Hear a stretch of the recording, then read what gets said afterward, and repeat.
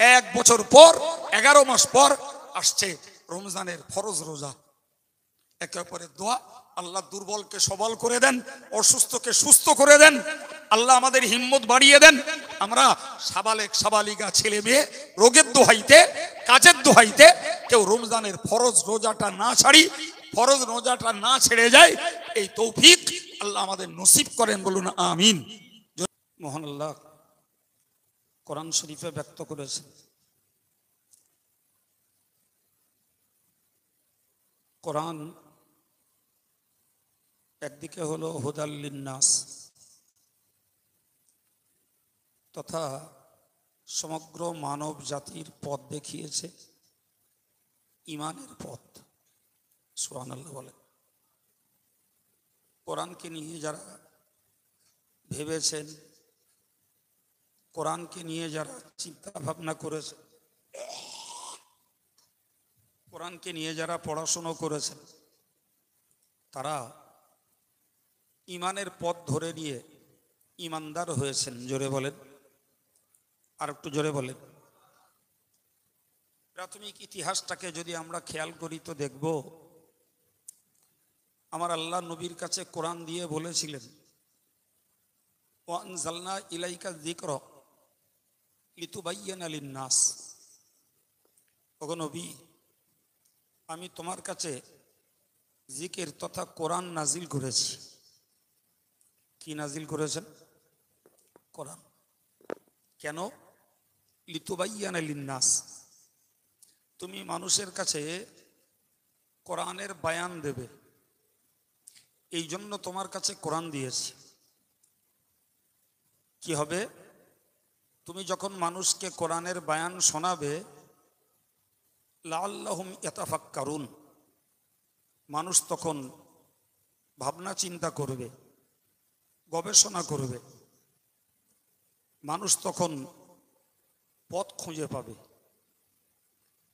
এই বাণীর ভিত্তিতে রাসূলুল্লাহ তাদের কাছে কোরআন শোনালেন, যার ভিতর দিয়ে তারা পেল লা ইলাহা ইল্লা হুয়ার রহমানুর রহিম, ইলাহুকুম ইলাহুম ওয়াহিদ, তোমাদের যিনি মাবুদ তিনি এক, তিনি ব্যতীত অন্য কোনো উপাস্য নেই, তিনি অসীম দয়াল, অতীব কৃপাবান। জোরে বলেন, আর একটু মন খুলে বলেন। এই যে কটা কথা, তোমাদের যিনি মাবুদ তিনি এক, তিনি ব্যতীত উপাস্য কেউ নেই, তিনি অসীম দয়াল, অতীব কৃপাবান, এই কথাগুলো মক্কার লোকে জানতো না বাবা। মক্কার লোকে এই কথাটা আগে কখনো শুনিনি। যখনই কোরআনের এই বচন, কোরআনের এই ভাষা তারা শুনল, তারা ছিল বহু ঈশ্বরবাদী, পৌত্তলিকবাদী। তারা পূর্বের ধর্মকে ছেড়ে দিয়ে এই কোরআনের কথাকে বিশ্বাস করে তারা একত্ববাদে ফিরে এলো। জোরে বলুন সুবহানাল্লাহ। এবং এমন ফেরা ফিরল যে এই বিশ্বাসের ভিত্তিতে তারা জাহান্নাম থেকে বেঁচে জান্নাতের হকদার হলো। প্রিয় ভাইরা আমার, আমি আপনাকে বোঝাতে চাইছি, তাহলে সেদিন যে কোরআনকে ভেবে চিনতে অমুসলিমরা মুসলমান হলো, আমরা বংশ পরম্পরায় মুসলমান, আমাদেরকে কোরআন নিয়ে আলাদা ভাবতে হয়নি, আমাদেরকে ঈমান আনার জন্য আলাদা চিন্তা ভাবনা করতে হয়নি, আমাদেরকে ঈমান আনার জন্য রক্ত সম্পদ উৎসর্গ করতে হয়নি। আমরা তো যে পরিবারটায় জন্ম নিয়েছি সেই পরিবারটাই ইসলামী পরিবার। জোরে বলেন সুবহানাল্লাহ। এ কথাটা যদি ঠিক হয় তাহলে বুঝতে হবে যে মক্কার ওই শ্রেণীর মানুষদের তুলনায় আমাদের ঈমানের উপরে থাকা সহজ হয়েছে। ঠিক না ভুল?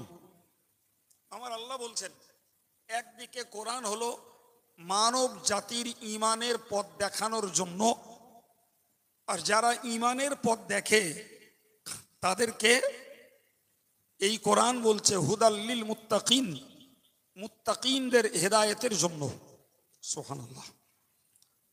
মুত্তাকিন কারা, একটু ভাঙা বাংলায় বুঝুন।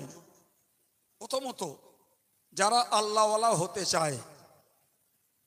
তো আমরা যারা রাত জেগে কষ্ট করে এই মজলিসটাতে বসে আছি, আমরা নিশ্চয়ই তাবাররুক খাওয়ার জন্য বসে নেই। আমরা আল্লাহওয়ালা হওয়ার কিছু পথ খুঁজতে বসে আছি।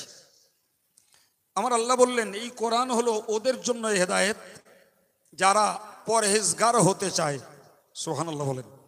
তাহলে কোরআনের কথা শুনলে আল্লাহওয়ালা হওয়া যাবে, কোরআনের কথা শুনলে পরহেজগার হওয়া যাবে।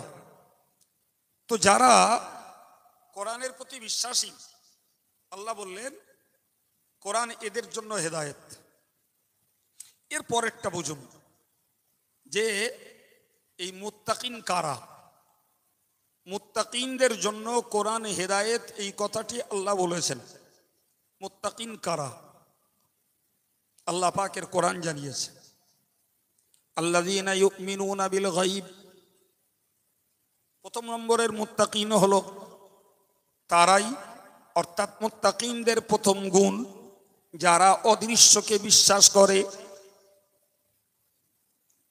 যারা অদৃশ্যকে বিশ্বাস করে তাদের নাম মুত্তাকি। এই যতটা ভাই বসে আছেন, আমি আপনাদেরকে উৎসাহিত করার জন্য বলছি, আপনারা স্বচ্ছ হলে আলোচনা সার্থক হবে।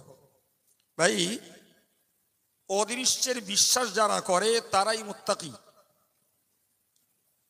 অদৃশ্যের বিশ্বাসী আমরা না দেখা আল্লাহকে বিশ্বাস করি, আমরা না দেখা ফেরেশতা বিশ্বাস করি, আমরা না দেখা রসুলকে বিশ্বাস করি, আমরা কেতাব নাজিল হতে দেখিনি বিশ্বাস করি, আমরা ভবিষ্যৎ জীবনে ভাগ্যের ভালো মন্দ আল্লাহর পক্ষ থেকে হয় বিশ্বাস করি, আমরা কবর থেকে উঠতে হবে বিশ্বাস করি, আমাদেরকে এক ময়দানে হাজির হতে হবে যার নাম হাসরের মাঠ, এটাকে বিশ্বাস করি। আমরা বিশ্বাস করি আমল নামা ডান হাত বাম হাত যে কোনো একটা হাতে আসতে পারে। আমরা বিশ্বাস করি আমাদের পাপ এবং সওয়াব ওজন করা হবে। আমরা বিশ্বাস করি জাহান্নামের উপরের পোলটাকে পার হতে হবে, পার না হতে পারলে জাহান্নামে পড়তে হবে। একটু আমি জিজ্ঞাসা করছি আমার যুবক ছেলেগুলোকে, হে বাবা, এই বিশ্বাসগুলো আমাদের মজবুতির সঙ্গে আছে না নেই? আমার কথা এই 4-5 জনের শোনাচ্ছি। আমি বিশেষ করে যুবকগুলোকে জিজ্ঞাসা করছি, এই বিষয়গুলির প্রতি আমাদের বিশ্বাস আছে না নেই? আছে। আচ্ছা বাবু, যদি সত্যি বিশ্বাস থেকে থাকে তাহলে আমি এই প্রসঙ্গে আপনাদেরকে আরো 2-1টা কথা জিজ্ঞাসা করছি। বাবু, আমার বিশ্বাস আছে যে আমাকে জাহান্নামের উপরের পোলটা পার হতে হবে। আমার বিশ্বাস আছে যে আমার পাপ আর সওয়াব ওজন করা হবে। সেখানে যদি ফাম্মা মান সাকুলাত মাওয়াজিনুহু, যদি আমার সওয়াবের পাল্লাটা ভারী হয় তাহলে ফাহুয়া ফি ঈশাতির রাদিয়া, সে সন্তুষ্টির সঙ্গে থাকবে। ওয়া আম্মা মান খাফফাত মাওয়াজিনুহু, যার সওয়াবের পাল্লাটা হালকা হবে, ফা উম্মুহু হাবিয়া, তার ঠিকানা হবে হাবিয়া নামক দোজখ। ওমা আদরাকা মা হিয়া, ও দুনিয়াবাসী, হাবিয়া দোজখ কি তোমরা জানো? নারুন হামিয়া, আল্লাহ বললেন সেটি একটি উত্তপ্ত আগুনের শিখার জায়গা। হে যুবকেরা, সত্যি যদি বিশ্বাস আমার ঠিক থাকে তাহলে এবার একটু নিজেকে ভাবতে হবে, আমি যে কর্ম করছি তাতে আমার সওয়াবের পাল্লা বাড়ছে না পাপের পাল্লা বাড়ছে? এই মূল্যায়ন যদি করো বাবা, তাহলে তোমার বিশ্বাসের দাম আছে। আর যদি মূল্যায়ন না করো তাহলে বিশ্বাস আছে এটা মুখের দাবি, কাজের সঙ্গে তো বিশ্বাসের মিল নাই। আমার কথা কেটে দেবেন? কি হবে বাপ? নামাজি মুসল্লি দিনদার আল্লাহওয়ালা এদের হেদায়েতের জন্য ওয়াজ নয়, এরা তো হেদায়েতের ওপরে জীবনকে দাঁড় করিয়েছেন। এদের এখন চেষ্টা মরণ পর্যন্ত এই গুণটাকে নিয়ে বেঁচে থাকা। ঠিক কিনা বলেন? কিন্তু আমার সমাজের যে সমস্ত ধর্মহারা, আমল হারা, জিকির হারা, তসবিহ হারা, তওবা ইস্তেগফার হারা যে যুবকগুলি, যে যুবতীগুলি, ভাবনাটা তো তাদের, এই ওয়াজটা তো তাদেরই বেশি উপকার। ঠিক না ভুল? আপনাদের কথার উপরে দাঁড়িয়ে আপনারা জবাব খুঁজুন যে আমার বিশ্বাস আমার পাপ আর সওয়াব ওজন করা হবে, এটা বিশ্বাস। এই বিশ্বাস না করলে আমি ইমানদার নই। তাই সেই বিশ্বাসের জায়গায় দাঁড়িয়ে আমি পাপের কাজ বেশি করছি না সওয়াবের কাজ বেশি করছি, আপনারটা আমি ভালো জানি না বাবু, আর আমারটা আপনি ভালো জানেন না। তাই এ ব্যাপারটা প্রত্যেকের নিজেকে নিজের মূল্যায়ন করতে হবে। ও ছেলেরা, বাবা, যদি নিজে বুঝে নিজে মূল্যায়ন করে মনে হয় আমার সওয়াবের তুলনায় পাপের পরিমাণ বেশি, তাহলে আপনাকে সওয়াবের পরিমাণ বাড়াতে গেলে 5 ওয়াক্ত নামাজটাকে যেমন কায়েম রাখতে হবে, রমজান মাসের রোজাটাকেও শত কষ্টের ভিতর দিয়ে রাখা লাগবে। আমার যদি সওয়াবের পরিমাণ বাড়াতে হয় তাহলে আমাকে যাকাত দেয়া লাগবে, সওয়াবের পরিমাণ বাড়াতে হলে নফল দান করা লাগবে, সওয়াবের পরিমাণ বাড়াতে গেলে আমাকে জিকির করা লাগবে, তসবিহ পড়া লাগবে। যদি আমার সওয়াবের পাল্লা যদি বাড়াতে হয় তাহলে দুটো পথ, পাপের কাজ কমাতে হবে, আর যেগুলো করে ফেলেছি সেইগুলো তওবার ভিতর দিয়ে মুছে ফেলার চেষ্টা করতে হবে, তবেই তো হবে বুদ্ধিমানের পরিচয়। ভুল না ঠিক? রাস্তা দুটো, হয় পাপ কমাও, সওয়াবের পাল্লা ভারী থাকবে, আর না হলে পাপ যা হয়ে পড়েছে ক্ষমা চাও। একদিন না, প্রত্যেক দিন, প্রতিদিন। আল্লাহ কবে ক্ষমা করবেন সেটা তার দয়ার উপরে নির্ভরশীল। আমার কাছে যেহেতু রিপোর্ট নেই, আমাকে প্রতিদিন চেয়ে যেতে হবে। এমন কই বাবা? ও ছেলে, একটু ভাবো না বাবা। আজ অবধি নামাজ যারা পড়েন না তাদেরকে আমি ভাবতে অনুরোধ করছি, আজ পর্যন্ত নামাজ পড়িনি, তাহলে আমি নামাজ না পড়ে মহা পাপের কাজ করেছি। তাহলে আমার রানিং জীবনে ওই পাপ যদি বন্ধ করতে হয় তাহলে নামাজটা পড়া ধরা লাগবে। আর বয়স যে পর্যন্ত পৌঁছেছে ওই পর্যন্ত আমি নামাজ না পড়ে যে পাপ করেছি উমরি কাজা আদায় করা লাগবে, এর সঙ্গে আল্লাহর কাছে ক্ষমা চাওয়াও লাগবে। ব্যাপারটা সহজ না কঠিন? কি বলছেন?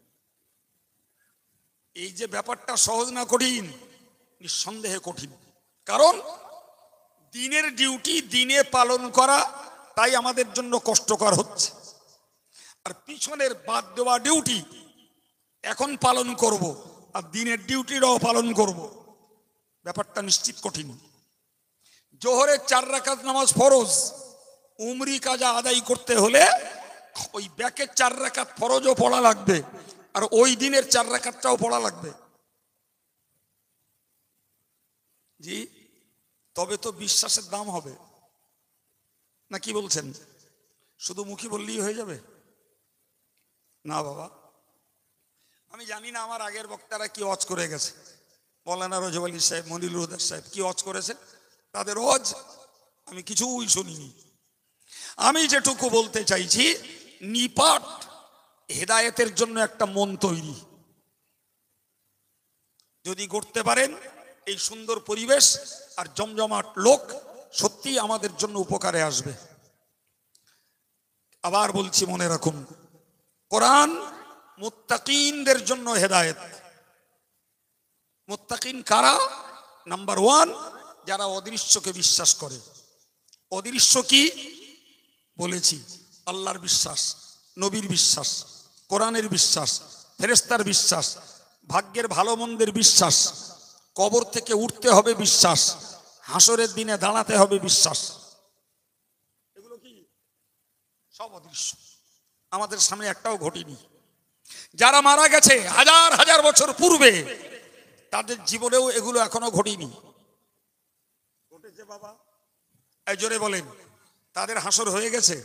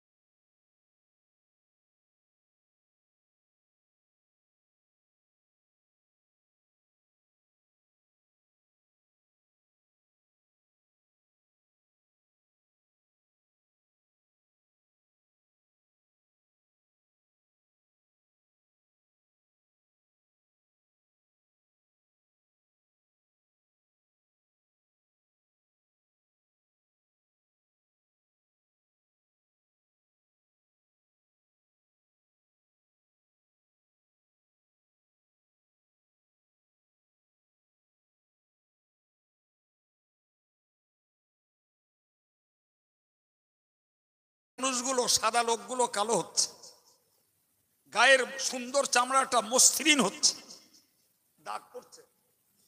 কথা বলেন না কেন? ভালো ভালো সুদর্শন লোকগুলো, ভাই এই সূর্যের তাপে, জ্যৈষ্ঠের রৌদ্রে পাকা রাস্তায় খালি পায়ে হাঁটার ক্ষমতা আমাদের নাই, আছে কি বাপ? হ্যাঁ, ওই সূর্যটা সেদিন 1 মাইল মাথার উপরে আসবে। ক মাইল? আজকের যে সূর্যটা তাপ দিচ্ছে এক মুখে, সেদিন সূর্যটা তাপ দেবে 12 মুখে। একটু আন্দাজ করি যে ওই প্রখরতা, ওই প্রজ্বলন শক্তি সহ্য করার ক্ষমতা 1 মিনিট আমাদের এই দেহের আছে? আমি বিশ্বাস করছি, বলো যে ওখানে আমার উঠতে হবে, ওখানে উঠতে হবে, দাঁড়াতে হবে 50,000 বছর। ক বছর? আল্লাহ পাক কোরআনে বলেছেন কানা মিকদারুহু 50 আলফ সানা। ওই একটা দিনের পরিমাণ হলো 50,000 বছরের সমতুল্য। ওই সূর্যের তাপের নিচে দাঁড়াতে হবে। জ্যৈষ্ঠের দুপুরে যদি খালি পায়ে আমাদের দেশের পাকা রাস্তায় যদি আমরা চলতে না পারি, ওই তাপের নিচে কেমনে দাঁড়াবো? ও বাবা ছেলে, তাহলে বিকল্প কোনো জায়গা খুঁজতে হবে। বিকল্প জায়গাটা হলো আল্লাহর আরশ মুআল্লার ছায়া। জোরে বলেন, বিকল্প জায়গা আরশের নিচের ছায়া। গাছ জোরে প্রতিযোগিতা করে, ঠেলাগুতো করে ওই জায়গা দখল করা যাবে না তো বাপ। ব্যাখ্যা দেবো না, শুধু মন তৈরির জন্য বলছি। আল্লাহ যার নসিব ভালো রাখবে, এই আলোচনাতেই সে তার জীবনে হেদায়েতের আলো খুঁজে পাবে। ও ভাইরা আমার, নবী আমার বলেছেন সাবাতুন ফি যিল্লিহি ইয়াওমা লা যিল্লা ইল্লা যিল্লুহু। নবী বলেছেন ওই সূর্যের তাপ থেকে বেঁচে আরশের নিচে যদি জায়গা দখল করতে হয়, হুজুর বলেছেন নাম্বার 1 গুণ ইমামুন আদিলুন, যে ন্যায় বিচারক নেতা হবে, ওই নেতাকে আল্লাহ ডেকে ওই ছায়ার নিচে জায়গা দেবেন।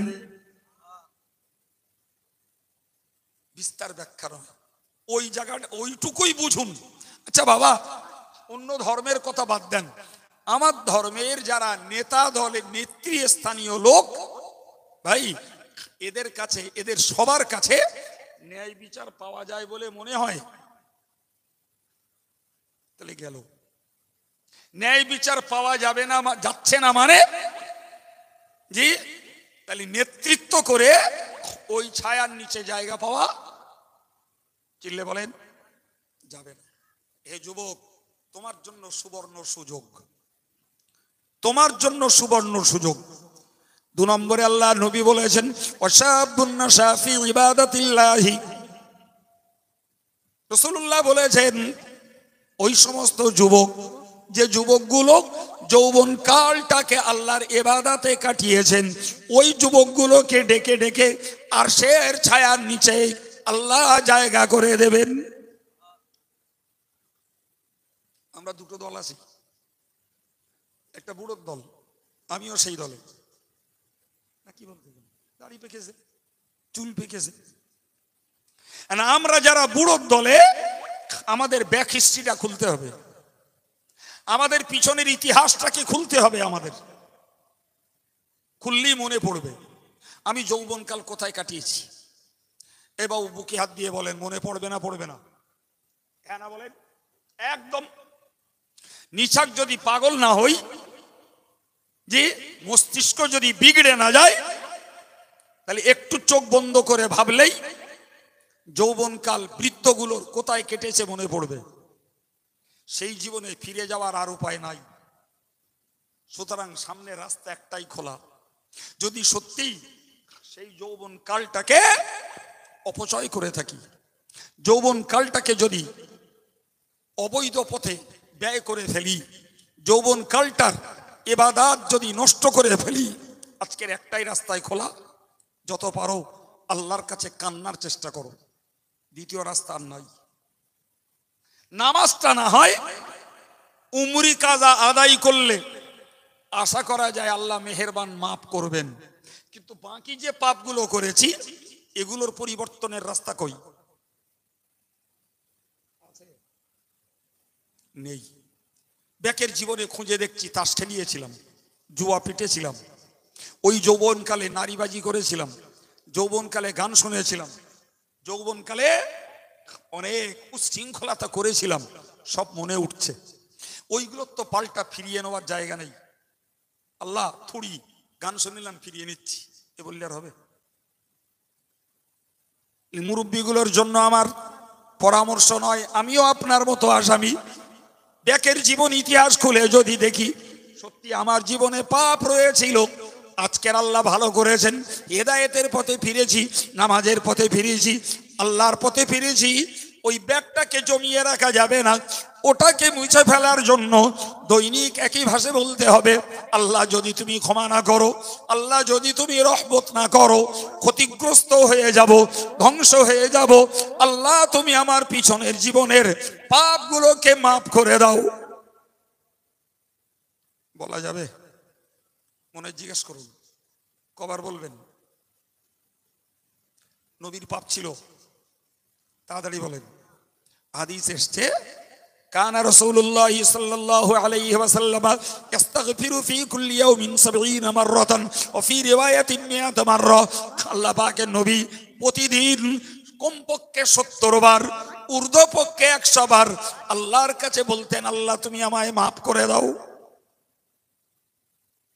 বাবা, ভাইরা, মুরব্বীরা, একটু ভাবি, অজমানে ট্রেডিশন নয়, অজমানে প্রতি বছরের ফাংশন নয়, অজমানে জ্ঞান চর্চা, অজমানে মন তৈরি, অজমানে জীবন শুধরানো, অজমানে জীবনটাকে আমলে পূর্ণ করা, অজমানে আল্লাহর কাছে নাজাতের রাস্তা খোঁজা।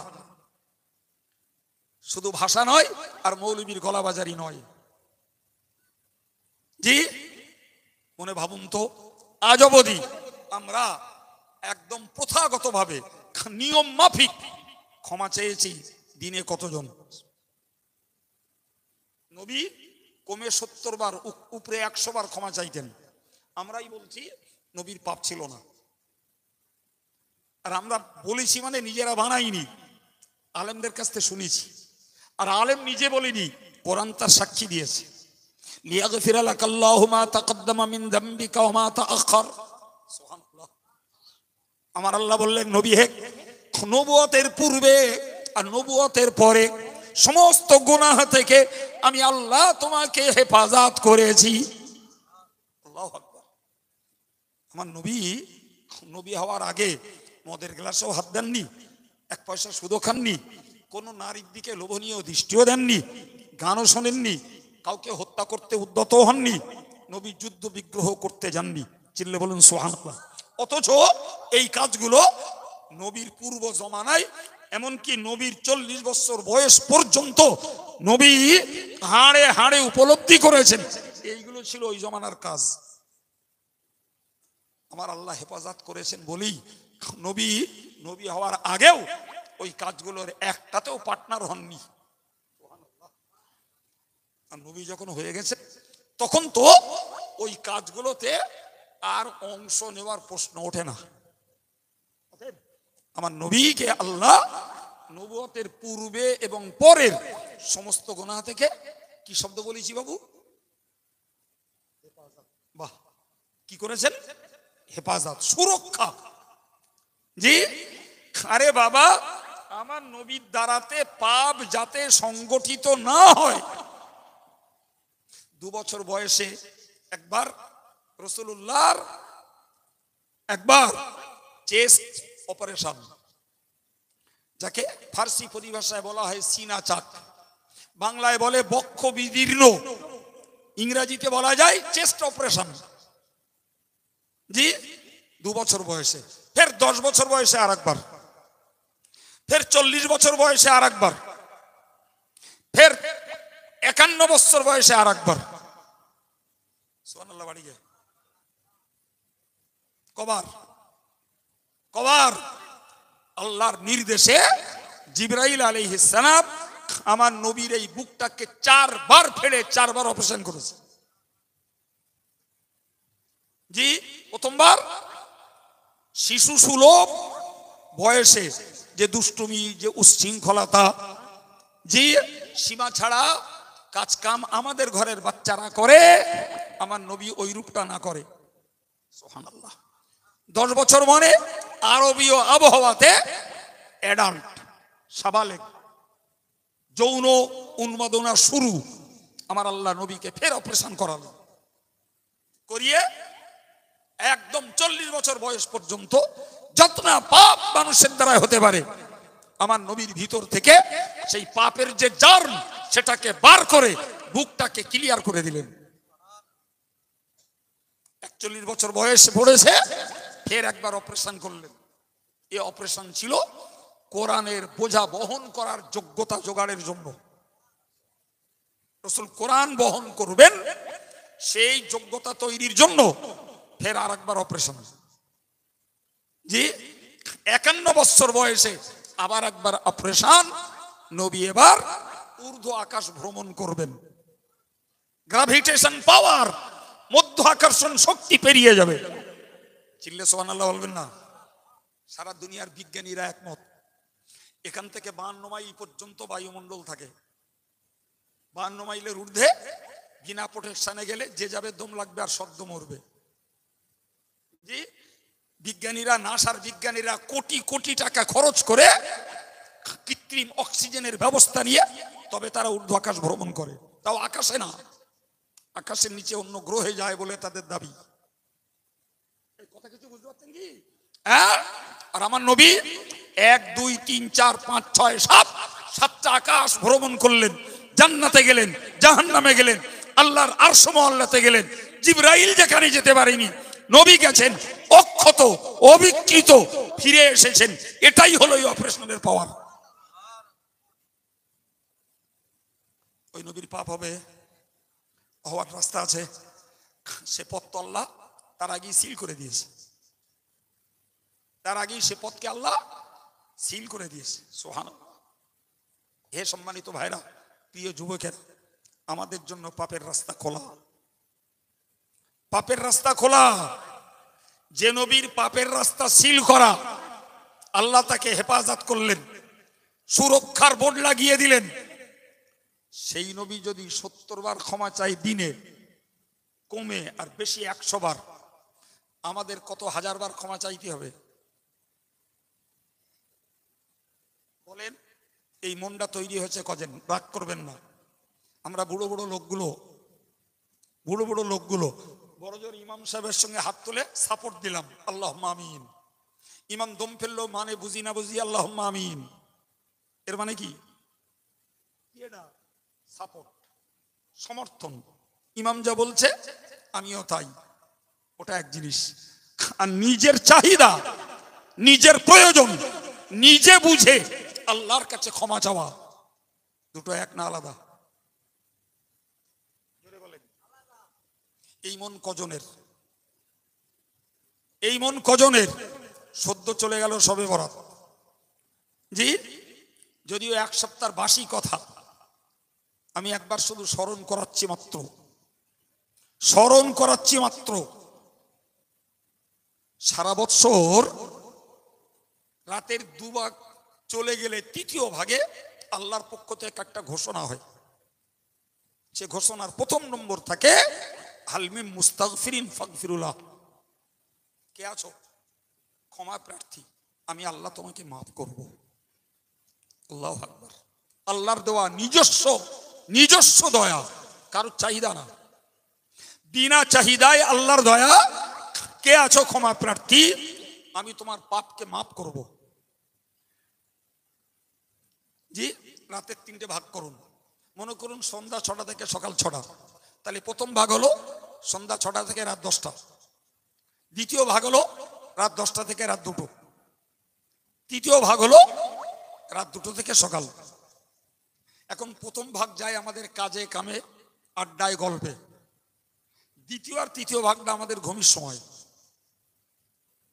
কথা বলেন হ্যাঁ? তো যখন 3য় ভাগে ঘোষণা হচ্ছে, আমরা তখন ঘুমের ঘোরে অচেতন। কেউ এর ডাক শুনছে, কে উঠে উজু করে তাহাজ্জুদের পাটিতে বসে চোখের পানি ফেলছে। জি ভাই, তাহলে সারা বছরের ওই ঘোষণা আমরা কাজে লাগাইনি বাবা। আমার মেহেরবান আল্লাহ, দয়াশীল আল্লাহ, করুণাশীল আল্লাহ, অনুগ্রহশীল আল্লাহ বান্দাকে বললেন, বান্দারে গোটা বছর রাতের শেষ অংশে তোদের জন্য সুযোগ দিয়েছিলাম, তোরা নিসনি, ফের আরেকটা সুযোগ দিচ্ছি। শবে বরাতের রাতটা সন্ধ্যা সূর্য ডোবার পর থেকে সারা রাত ধরে একই ঘোষণা হয়। একবার জোরে বলুন সুবহানাল্লাহ। যে সময় তোর ঘুম আসে না বান্দা, ওই সময়টাও শবে বরাতে ক্ষমা চাওয়ার একটা সুবর্ণ সময়। সন্ধ্যা 6টা থেকে রাত 10টা পর্যন্ত এই পিরিয়ডে তুই ক্ষমা চাইলেও ক্ষমা পাবি। বুকে হাত দিয়ে ভাবুন, আমার বলতে হবে না, আপনি ভেবে রেজাল্ট বার করুন, ওটাই হবে আমার হজের সার্থকতা। কটা লোক ওই সময়টাও নিজ ইচ্ছায় ক্ষমা চাইছি? সবাই তো ঝেঁকে বলে দিলেন, হ্যাঁ অদৃশ্যকে বিশ্বাস করি। আমি তো সবে খাতায় হাত দিয়েছি 2টো, আর দেবো না, ইতি শেষ করব। জি বলেন না, আমি 2টো খাতায় হাত দিয়েছি, একটা বলেছি যে আমার সওয়াবের পাল্লা বাড়ছে না পাপের পাল্লা বাড়ছে। যারা বিশ্বাস করি আমার সওয়াব আর পাপ ওজন হবে, বিশ্বাস যখন করি, এই বিশ্বাসের বাস্তবতা কোথায়? দ্বিতীয়টা বলছি, হাসরটাও অদৃশ্যের বিশ্বাসের একটা অংশ। সেই জায়গায় দাঁড়িয়ে বলছি, ওই সূর্যের তাপের নিচে দাঁড়াতে পারবো না, বিকল্প জায়গা আরশের ছায়ার নিচে। ওই জায়গায় গাজওয়ারি করে যাওয়া যাবে না। নেতা হলে ন্যায় বিচার করে ওই জায়গা দখল করতে হবে। যুবক হলে আল্লাহর ইবাদত করে করে ওই জায়গাটা দখল করা লাগবে। বুড়ো হয়ে গেছি, যৌবনকাল এক্সপায়ার করেছে, যৌবনকাল চলে গেছে, সেই যৌবনের ইতিহাসটা বার করে দেখছি, যৌবনকালটা পাপে আষ্টে পৃষ্ঠে জড়িয়েছিলাম। রাস্তা একটাই, ক্ষমা চাওয়া। এই ক্ষমা ইমামের সঙ্গে সাপোর্ট দিয়ে আল্লাহুম্মা আমিন বলে চাওয়া, আর নিজের টানে নিজের চাওয়া। আপনারাই বলেছেন 2টো এক নয়। নিজে চেয়েছি, এই মাইন্ডেড মানুষ কতজন? আমি বলো আপনাকে লেকচার মারতে আসিনি, আমি আপনার মতন ওই একই ময়দানের আসামি, না কি বলছেন? কথা বলেন। আমারও ও ময়দানে চলতে হয় না, হয় না? আমাকেও আমল করতে হয় না, হয় না? আমাকেও জিকির তাসবিহগুলো আদায় করার দরকার আছে না নাই? আমাকেও গোনার জন্য ক্ষমা চাওয়ার দরকার আছে না নাই? আপনি ভাববেন কায়েম সাহেব তাহলে গোনা করে? হ্যাঁ, ওরে বাবা, সেই জগতের মানুষ তো, সেই জগতের মানুষ যে জগতে সামনে পিছনে ডাইনে বাঁয়ে যেদিকে তাকবো সেদিকে পাপ, যেদিকে পা ফেলবো সেদিকে পাপ, যেদিকে হাত বাড়াচ্ছি সেদিকে পাপ। হ্যাঁ না বলেন? বলেন বলেন। এই পৃথিবী সেই পৃথিবী যার চিত্র বোঝার জন্য নবী বলেছেন কেউ পানিতে পা দেবে, পা ভিজবে না। হে সাহাবীরা, এটা হয়? সাহাবীরা বললেন জি না ইয়া রাসূলুল্লাহ, পানিতে পা দিলে পা ভেজাটা স্বাভাবিক। হুজুর বলেছেন যারা পৃথিবীতে বিচরণ করবে পাপে জড়িয়ে পড়া তাদের জন্য স্বাভাবিক। জ্ঞানের কথা না অজ্ঞানের? হ্যাঁ, তাহলে কোন পীর সাহেব সাধু আর কোন মুফতি সাহেব সাধু? ক্ষমা চাইতে হবে না, হবে না? জোরে বলেন। বলেন না টাটকা সবে বরাত চলে গেছে, নিজের টানে যখন ঘুমের সময় না, সেই সময়টাও আল্লাহ আমাদের সুযোগ দিয়েছেন, সন্ধ্যা 6টা থেকে রাত 10টা। জি, এই সময়টাতে ওই সুযোগ নিয়েছি কতজন? বিশ্বাসের দাম কি? বিশ্বাসের মূল্য কি বাপ? সম্মানিত ভাইরা আমার, ওই রাতেও দেখা গেছে মাগরিবের নামাজ পড়িনি, এশার নামাজ পড়িনি, হয়তো বা ফজরটাও হয়নি, অথচ হই হই করে গোটা রাস্তায় ঘুরেছে, নারাই তাকবীর, আল্লাহু আকবার, বসিরহাট হুজুর জিন্দাবাদ, দরগাপুরি হুজুর জিন্দাবাদ। কথা বলেন, কোথায় গেলে? কোথায় গেলে? কে বলেছে তোমাকে জিয়ারত করলে গুনাহ ক্ষমা হবে?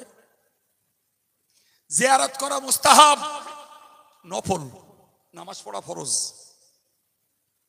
জি, ফরজটা বাদ দিয়ে নফল করতে গেলে তুমি জানো জিয়ারত করলে লাভ হয় ওই লোকগুলোর যারা তরিকতের মানুষ, জিকিরের মানুষ, তারা আদবের সঙ্গে বিনয়ের সঙ্গে বসে তরিকতের সবক করার নিয়ত করে কিছুক্ষণ যদি ওই কবর ওয়ালার দিকে নিসবত লাগিয়ে জিকির করে, আল্লাহ আল্লাহ আল্লাহ আল্লাহ আল্লাহ, ওই মানুষগুলো ওই কবরওয়ালার দোয়া পায়।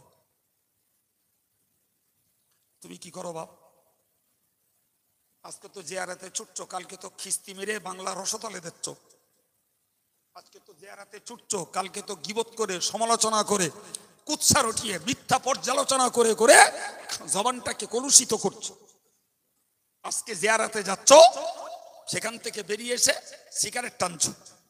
আজকে জিয়ারাতে যাচ্ছ, সেখান থেকে বেরিয়ে এসে বয়াকাত ছাড়া তোমার মুখ দিয়ে একটা কথা বেরোয় না। তোমার জিয়ারাতে লাভটা কি? রাগ করছেন আমার কথাই? হ্যাঁ, শুধরাতে হবে বাপ, একদিনে হবে না, সারা জীবন, সারা জীবন। তো আমি বলছিলাম যে আমরা যারা বৈষয়িকতার দলে, আমরা যারা বৃদ্ধের দলে, আমাদের জন্য পিছনের জীবনটা খুলে প্রতিদিন আল্লাহর কাছে ক্ষমা চাইতে হবে। নবী নবী কমপক্ষে 70 বার পড়েছেন। জি, আমি তো 7 বারও পারি পড়তে। সারাদিন সময় পাই না, বিরাট ব্যস্ত। রাত্রিতে বালিশে মাথা রেখেছি, ঘুম চট করে আসে না। নিয়ত করে নেন না, আজ থেকে বালিশে মাথা রাখবো, বউ বাচ্চা কারোর সঙ্গে এখন কোনো কথা নেই, এক ধ্যানে এক মনে আল্লাহর সঙ্গে সম্পর্ক করব। আল্লাহ আমি পাপী, তুমি আমায় মাফ করে দাও। আল্লাহ আমি ক্ষমাশীল, তুমি আমায় ক্ষমা করো। বলতে বলতে ঘুমিয়ে যান। আপনি জানেন মানুষ যখন ঘুমিয়ে যায় আল্লাহ রূহকে সিজ করে নেয়, রূহকে সিজ করে। আমার বক্তব্য নয় বাপ, কোরআন বলছে। আল্লাহু ইয়াতাওয়াফাল আনফুসা হিনা মাউতিহা ওয়াল্লাতী লাম তামুত ফী মানামিহা ফায়ুমসিকুল্লাতী ক্বাদা আলাইহাল মাউতা ওয়া ইউরসিলুল উখরা। আল্লাহ বলছেন, মানুষ যখন ঘুমিয়ে যায় আমি আল্লাহ তার রূহটাকে সিজ করে নেই। জি, দুটো লোকের রূহটাকে সিজ করি। এক, যারে মেরে দেই তার রূহটাকে সিজ করি, আর যারে জ্যান্ত রাখি অথচ সে ঘুমায় ওর রূহটাকেও সিজ করি। এবার বলছেন আল্লাহ, ফায়ুমসিকুল্লাতী ক্বাদা আলাইহাল মাউতা, ঘুমের মধ্যে যার মরণ দেই ও রূহটাকে সিজ করি আর ফেরত দেই না। ঘুমিয়ে লোক মরে না, মরে না? রাত্রিতে খাওয়া দাওয়া গল্প গুজব করে শুলো, সকালবেলা উঠে দেখছে লোকটা মরে আছে। জি, তাহলে শিখে রাখুন, ঘুমের ভিতরেও মরণ হয়। রূহ সিজ করে আল্লাহ। ওয়াইরসিলুল উখরা, যাকে আল্লাহ বাঁচিয়ে রাখার ইচ্ছা তার রূহটাকে আবার ফেরত দেয়, আর যার বাঁচিয়ে রাখার ইচ্ছা না ওই নিয়ে নেয় তো আর দেয় না। ও ঘুম তার চির ঘুম। আপনি বলবেন হুজুর একটা প্রশ্ন মনে জাগে, যে রূহ যখন আল্লাহ কবজ করে নিলেন তাহলে ওই মানুষটা নড়াচড়া করছে, নিঃশ্বাস চলছে, আমাকে আপনাকে একটা কথা শেখাই।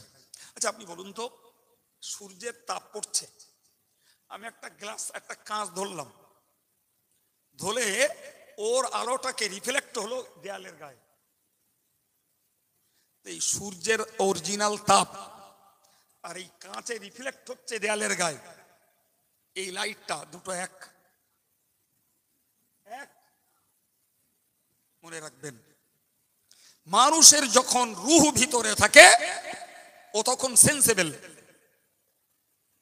ওর ভালো কাজে সওয়াব আছে, মন্দ কাজে পাপ নাই, এই মন্দ কাজে পাপ আছে।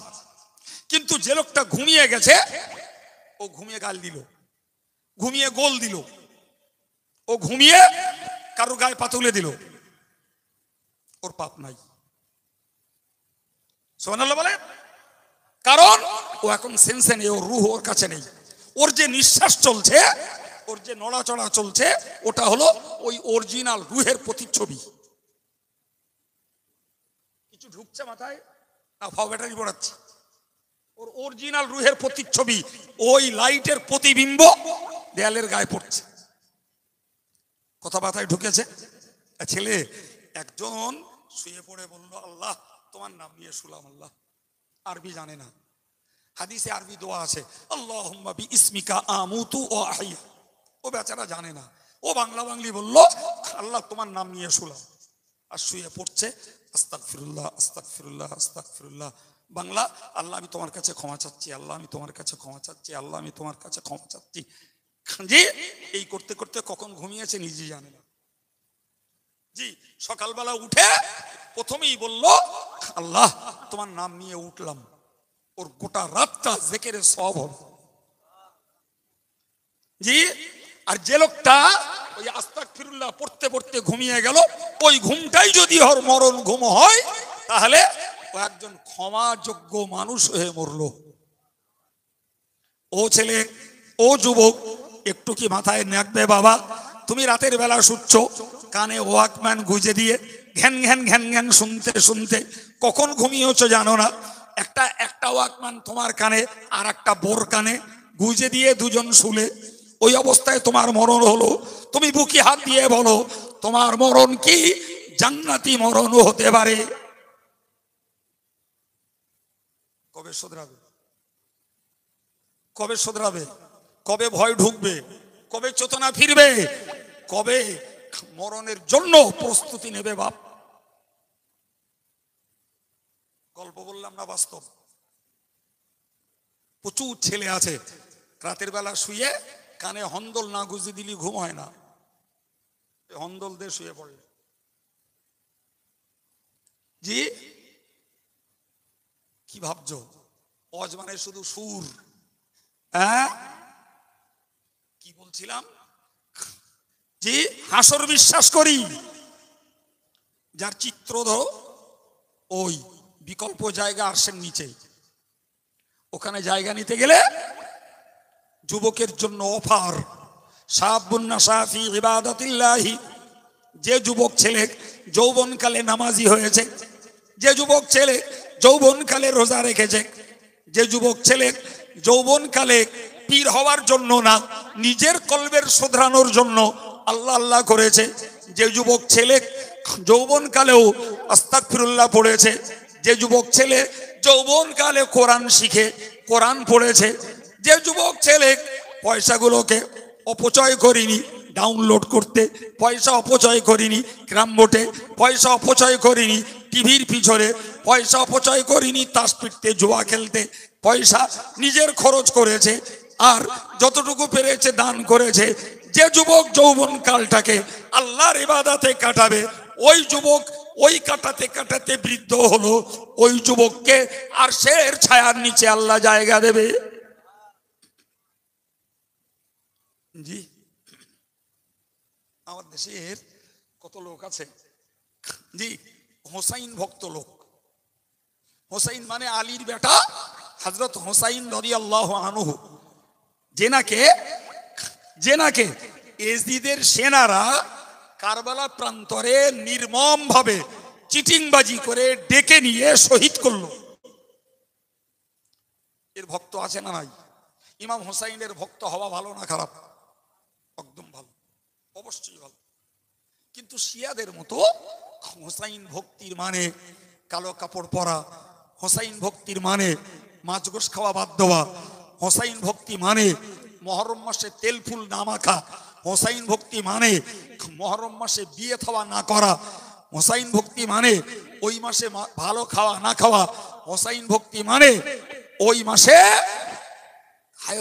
হায় হোসেন বলে কারবালা করা। একটাও হোসাইন ভক্তির প্রমাণ নয়। ইমাম হুসাইন ইমাম হাসান দুই ভাই, আল্লাহর নবী বলেছেন ইন্নাল হাসানা ওয়াল হুসাইনা সাইয়্যিদা শুবাবি আহলিল জান্নাত, নিশ্চয়ই ইমাম হাসান নিশ্চয়ই ইমাম হুসাইন দুই ভাই জান্নাতের যুবকদের সরদার। ও যুবক, তুমি নামাজ পড়বে না, তুমি তাস খেলবে, তুমি জুয়া পিটবে, তুমি গান শুনবে, তুমি টিভির আড্ডায়, তুমি পরকিয়াতে, তুমি ইফটিজিংয়ে, তুমি চিত্ত বিনোদনে, তুমি যদি ওই অবস্থায় মারা যাও, হারগিজ তোমার নেতা ইমাম হাসান হোসাইন নয়। যদি ইমাম হোসাইনের নেতৃত্বাধীন জান্নাতি তোমায় হতে হয়, তাহলে হোসাইনের কাজের অনুসরণ করে তোমাকে যৌবন কালটাকে আল্লাহর ইবাদতে কাটানো লাগবে। কি গো, তবেই তো হাসরের দিন বিশ্বাস করি তার বাস্তবতার প্রমাণ হবে।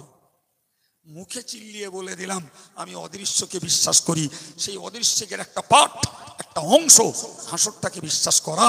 তোমার ভিতরে বিশ্বাসের কাজ কই বাবা? আর কবে করবে? কবে করবে?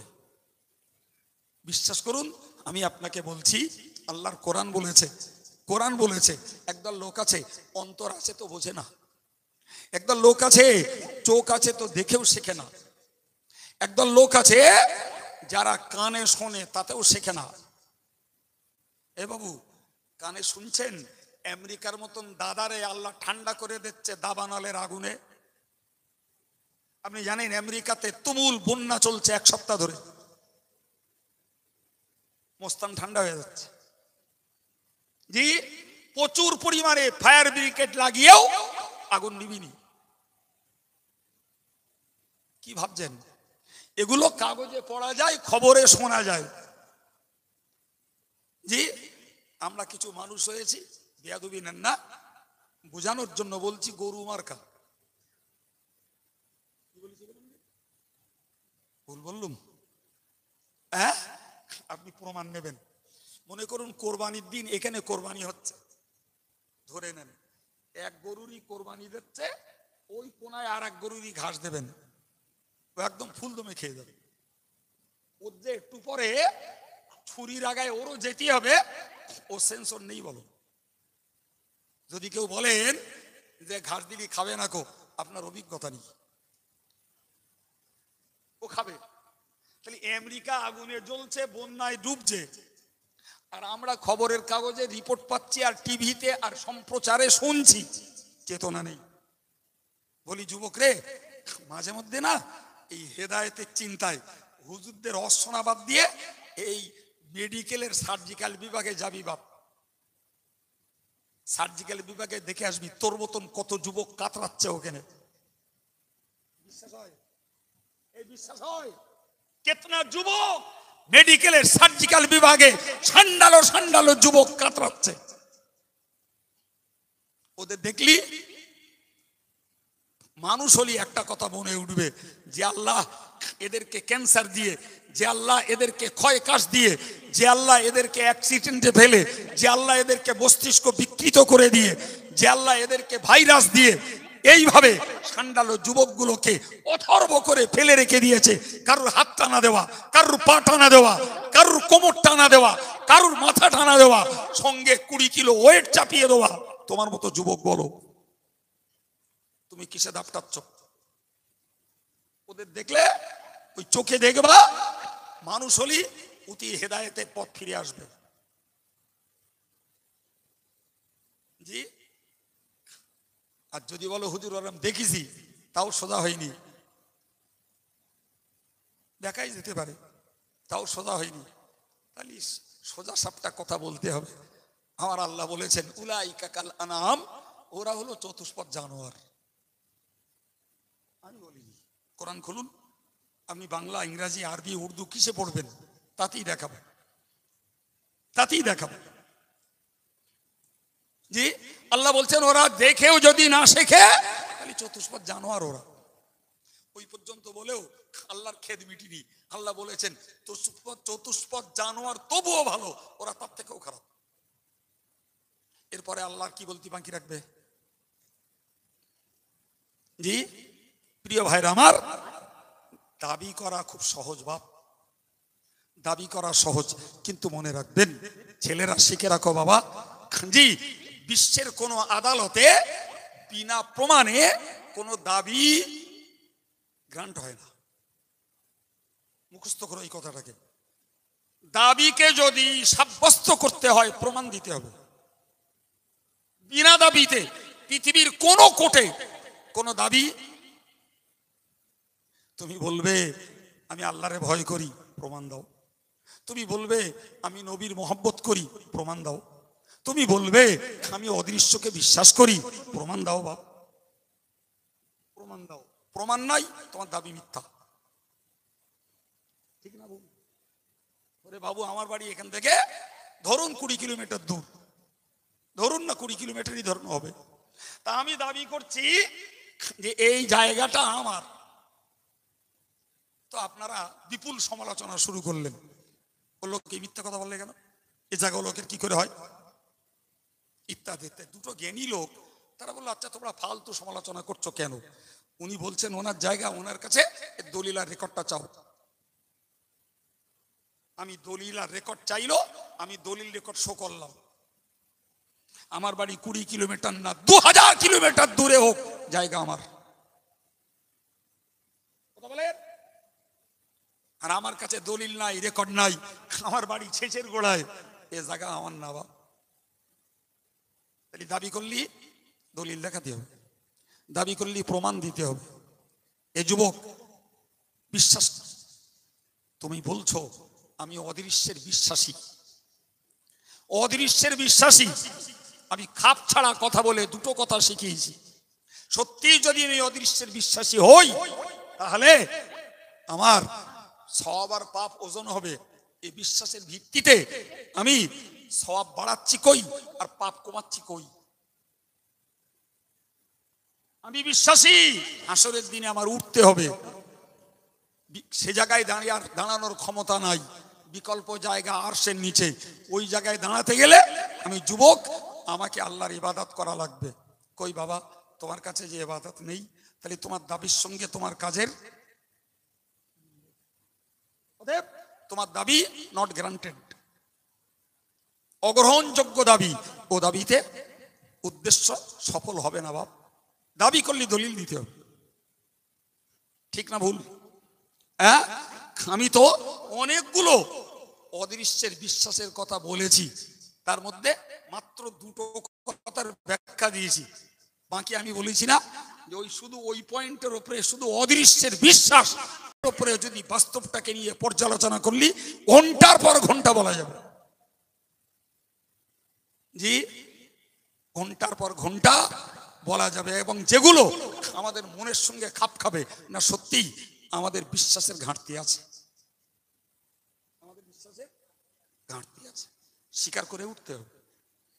জি, তো জ্ঞানীর জন্য অল্প যথেষ্ট। আমি দুটো বুঝিয়েছি, দুটোতেই যখন এখন আমাদের মনের ভিতরে সংশয় তৈরি হচ্ছে যে সত্যি বিশ্বাস করি বটে, কিন্তু বিশ্বাসের সঙ্গে আমাদের তো মিললেই, তাহলে আমাদের বিশ্বাসের দাবিটা লোকে মেনে নিলেও আল্লাহ তো মেনে নেবে না, নেবে বাবা। তাহলে আরো বিষয়গুলো যদি যখন ব্যাখ্যা দেবো তখন আরো হতাশ হতে হবে, আরো নিরাশ হতে হবে যে সত্যি তো আমাদের বিশ্বাসের ভিতরে ত্রুটি আছে। আপনি প্রথমটাই যদি ধরেন, অদৃশ্যের মহাশক্তি আল্লাহ, মহাশক্তিশালী, অদৃশ্যের বিশ্বাসের প্রথম নম্বরে হলেন আল্লাহর জাত সত্তা। আমরা সবাই বলছি ওভার 100% আমরা আল্লাহকে বিশ্বাস করি, আল্লাহকে বিশ্বাস করি।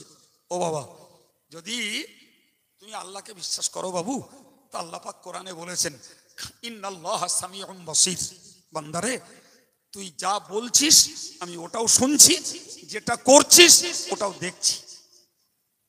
এমনকি 7 তবক জমিনের নিচে একটা কালো পিঁপড়ে কালো পাথরের উপর দিয়ে যদি হেঁটে যায়, আমি আল্লাহ ওরেও দেখতে পাই, ওর হাঁটার আওয়াজ শুনতে পাই। বাবু, আমরা ভাবি না বাপ, জি ওই আল্লাহরে বলছি আমরা বিশ্বাস করি। আচ্ছা, ওই বিশ্বাসের পরে আমাদের মুখ দিয়ে অশালীন কথা, অশ্লীল বাক্য, অশ্রাব্য ভাষা, গালিগালাজ, গীবত, চুগলি, মিথ্যাচার, কুৎসা রটনা, অপনাম, অপযশ, অপপ্রচার, এগুলো কেমনে হয়?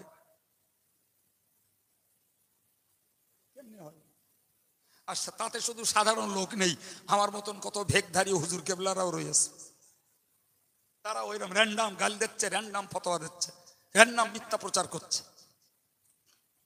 ভুল বললুম?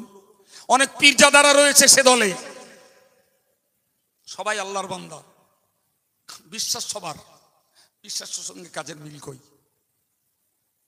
আমার আল্লাহ দেখছেন, এই বিশ্বাসটুকু আমার যদি হয়, পৃথিবীর কোন গোপন জায়গা আছে আল্লাহ দেখতে পাবেন আমি একটা পাপ করব? আছে বাপ? ও ছেলে, যদি ওই জায়গাটায় এই আল্লাহকে বিশ্বাস করি, এই ফার্স্ট নম্বর অদৃশ্যের বিশ্বাসের প্রথমেই তো ওইটাকেই পর্যালোচনা করে দেখছি আমরা হতাশ, আমরা নিরাশ, আমাদের মনের জোর কমে গেছে যে সত্যি আল্লাহর প্রতিও আমাদের বিশ্বাস। মুখে বলছি আল্লাহ এক, মুখে বলছি আল্লাহ মাহবুদ, মুখে বলছি আমরা একমাত্র আল্লাহর ইবাদত করি, আর বাবা তুমি বিশ্বাসটা ঠিক রেখে তারপর ইবাদতটা করো বাপ, তোমার বিশ্বাসই তো ঘাটতি। ঠিক বলেছি না ভুল বলেছি? হ্যাঁ, এবার বলবেন বাপ আমরা যারা ইমানদার মুসলমান নিজেরা ধর্ম করে জান্নাতে যাবার আশা করছি আর জাহান্নাম থেকে বাঁচার আশা করছি, বাবু আল্লাহ যদি এরকম চুল চিরে চিরে ধরে ছাড়কার? এই বলেন আমি তো আপনাদের ভাই, জি বাচ্চাগুলোর কাছে নাই সম্মানিত হুজুর, জি বলুন না, আমি নিজে আমরা ভাই ভাই বসে পর্যালোচনা করছি, সেখানেই দেখছি আমরা ধরা খেয়ে যাচ্ছি। আমার আল্লাহ যখন এরকম সূক্ষ্ম করে করে বিচার করবে, ছাড় পাবো কেডা? কেডা পাবো বাপ? কারুর পাওয়ার জায়গা নেই, কারুর পাওয়ার জায়গা নেই। যদি ক্ষমা করেন সেটা তার একান্ত দয়া, যদি পাকড়াও করেন সেটা তার ন্যায্য বিচার। আবার ভাষাটা মুখস্থ করুন, যদি ক্ষমা করেন সেটা তার দয়া, আর যদি পাকড়াও করেন সেটা তার ন্যায্য বিচার। আল্লাহ বোঝার তৌফিক দেন, বলুন আমিন। আর একটু জোরে বলেন আমিন। আর বাড়বো না বাবা, আজকের জন্য এইটুকু যথেষ্ট থাক। জি, শেষবেলায় এইটুকু বলি, আমার জন্য দোয়া রাখুন, আমিও আপনাদের জন্য দোয়া রাখি। সামনে 1 বছর পর 11 মাস পর আসছে রমজানের ফরজ রোজা। একে অপরের দোয়া, আল্লাহ দুর্বলকে সবল করে দেন, অসুস্থকে সুস্থ করে দেন, আল্লাহ আমাদের হিম্মত বাড়িয়ে দেন। আমরা সাবালেক সাবালিকা ছেলে মেয়ে রোগের দোহাইতে, কাজের দোহাইতে কেউ রমজানের ফরজ রোজাটা না ছাড়ি, ফরজ রোজাটা না ছেড়ে যায়, এই তৌফিক আল্লাহ আমাদের নসিব করেন। বলুন আমিন, জোরে বলুন আমিন।